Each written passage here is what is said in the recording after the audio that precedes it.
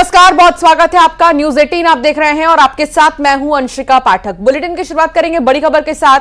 उपचुनाव को लेकर कांग्रेस और सपा ने ऐलान किया है कि कांग्रेस और समाजवादी पार्टी साथ मिलकर उपचुनाव लड़ेंगे। विजयपुर और बुधनी उपचुनाव साथ लड़ेंगी दोनों पार्टियां। सपा के प्रदेश अध्यक्ष डॉक्टर मनोज यादव ने बयान दिया और कहा कि हम गठबंधन में हैं और इसी स्थिति में चुनाव लड़ेंगे। आपको याद होगा जब लोकसभा के चुनाव भी हुए थे तो महज एक ही सीट समाजवादी पार्टी जो है अपने प्रत्याशी को उतार पाई थी खजुराहो से, लेकिन अब जो है उपचुनाव होने हैं बुधनी में और विजयपुर में और यहां पर ऐलान किया गया है समाजवादी पार्टी की तरफ से कि हम गठबंधन में हैं और इस स्थिति में एक साथ ही चुनाव लड़ेंगे। बुधनी और विजयपुर में गठबंधन में है पार्टी और चुनाव भी एक साथ।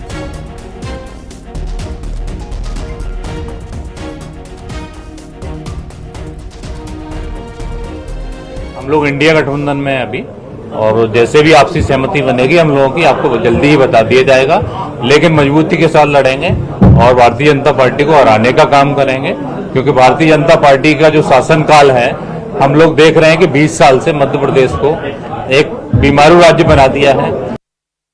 तो आने वाले समय में 3 सीटों पर उपचुनाव होंगे, उसमें दोनों राजनीतिक दल बैठ के चर्चा करेंगे और अपनी एक साझा रणनीति बनाएंगे जिससे कि हम चुनाव में जीत दर्ज कर पाए। क्योंकि लोकसभा चुनाव में हम सब ने देखा कि हमने मिलकर चुनाव लड़ा, तो उत्तर प्रदेश में और खासकर जो 400 पार का सगुफा ये ख्वाब पाले थे, वो उनका ख्वाब जो था चकनाचूर हो गया।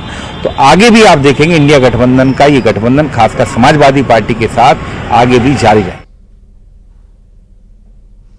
वासु चौरे संवाददाता साथ जुड़ चुके हैं। वासु, कितना ज्यादा प्रभाव पड़ने वाला है बुधनी और विजयपुर में जब दोनों ही पार्टियां एक साथ आ गई हैं?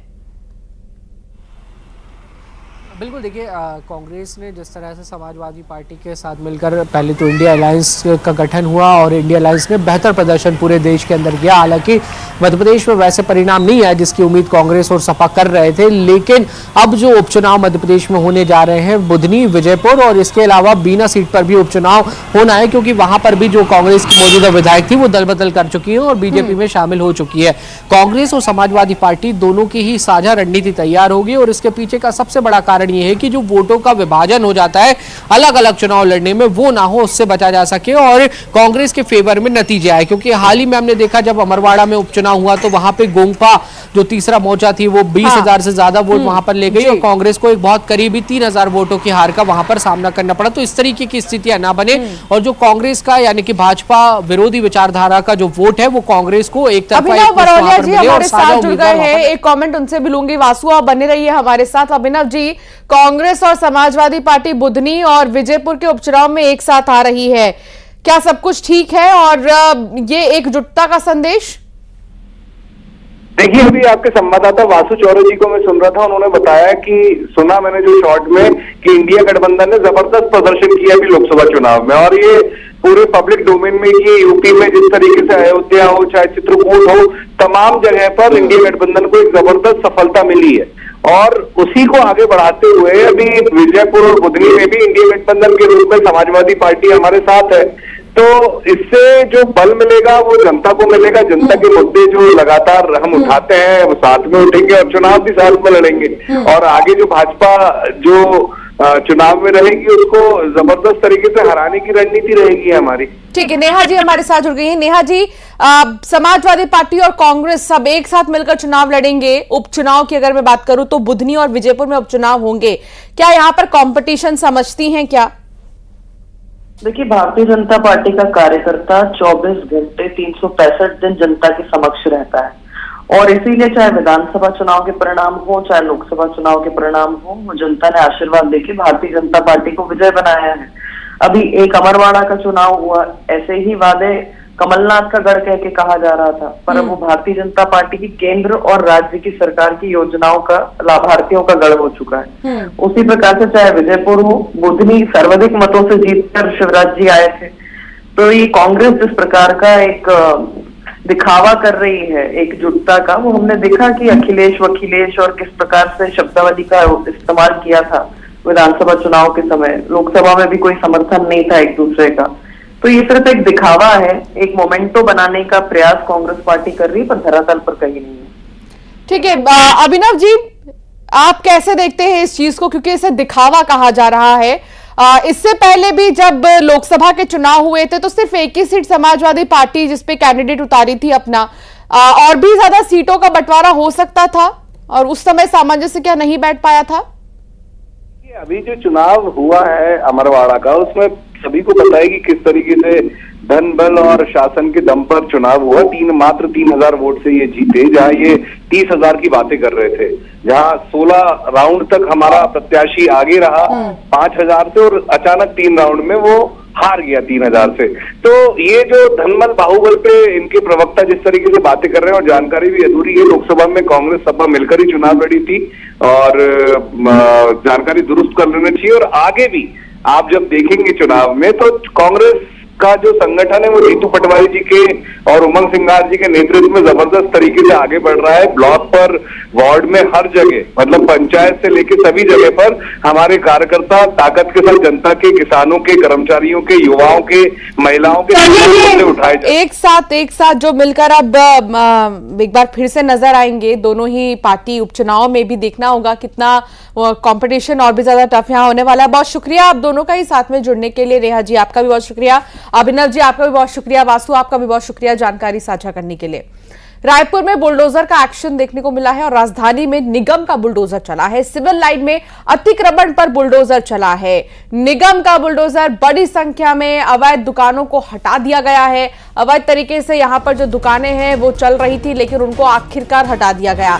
लंबे समय से नोटिस भी उन्हें दिया जा रहा था, उन्हें कहा जा रहा था कि हटा दिया जाए दुकानों को, बावजूद इसके लोग सुनने को तैयार नहीं थे और अब सीधे एक्शन लिया गया है। सिविल लाइन में अतिक्रमण पर एक्शन लिया गया।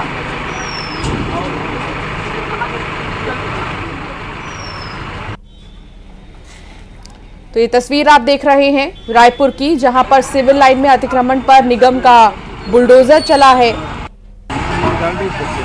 और इस एक्शन के बाद बता दें आपको, कई दुकानों को हटाया गया है। यहाँ पर बहुत ज्यादा दुकानें लगी हुई थी। तनु वर्मा सहयोगी साथ जुड़ गई हैं। तनु, क्या जानकारी मिल रही है? क्या पहले से नोटिस नहीं दिया गया था?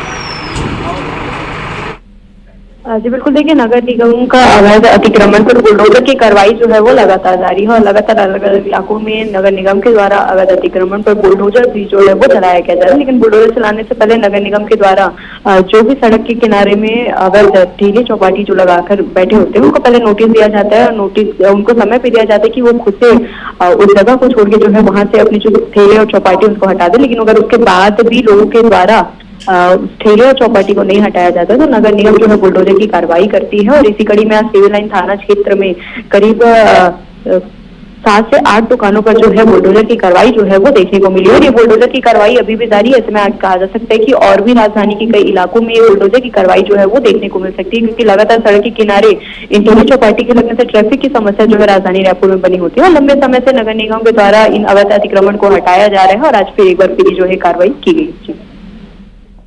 बहुत शुक्रिया तनु जानकारी साझा करने के लिए।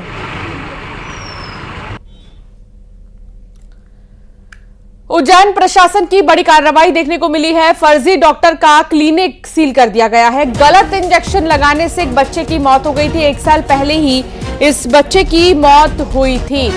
मक्सी रोड स्थित क्लिनिक को सील किया गया है।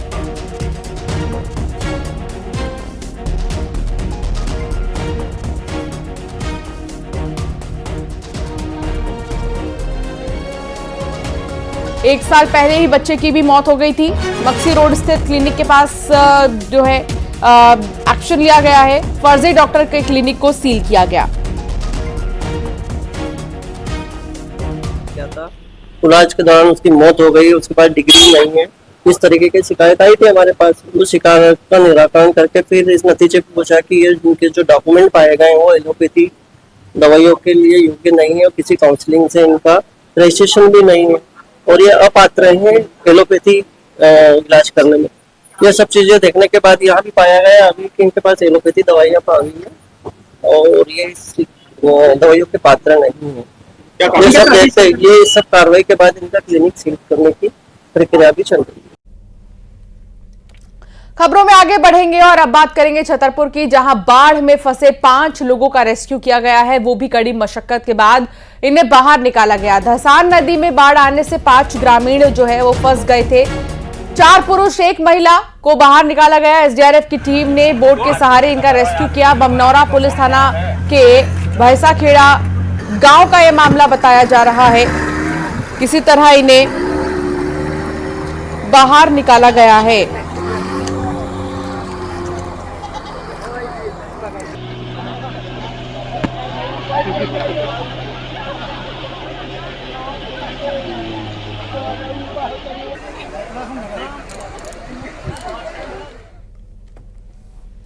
और अब एक नजर सुपरफास्ट खबरों की ओर। ग्वालियर में बरेठा टोल नाके पर